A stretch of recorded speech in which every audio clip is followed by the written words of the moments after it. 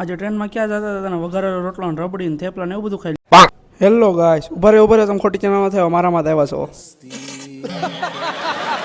સીતારામને જય દ્વારકાથી મિત્રો. અત્યારે વાગી ગયા હતા સવારના 5 ને આટલા બધા થેલા લઈને આપણે આવી ગયા હતા ધોળાના રેલવે સ્ટેશનમાં.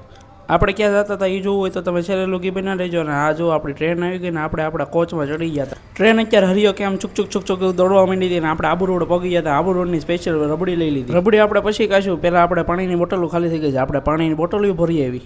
પાણીની બોટલો ભરી આવ્યા હતા. આપણે આ રબડી ખાઈ લીધી. આપણા ગુજરાતી હોય થેપલા તો હોય જ તે. હાલો આપણે થેપલા ખાઈ લઈએ. પછી આવી ગયું જોધપુર રેલવે સ્ટેશન ને આપણે અહીંયા વઘારેલા રોટલાનો ઓર્ડર દીધો. વઘારેલો રોટલો આવી ગયો. આપણે વઘારેલો રોટલો ખાઈને સુઈ ગયા હતા. હવે થઈ ગયો તો બીજો દિવસ. આ ક્લિપ નહોત લેવાની તો હાલો આ ક્લિપ હતી. હાલો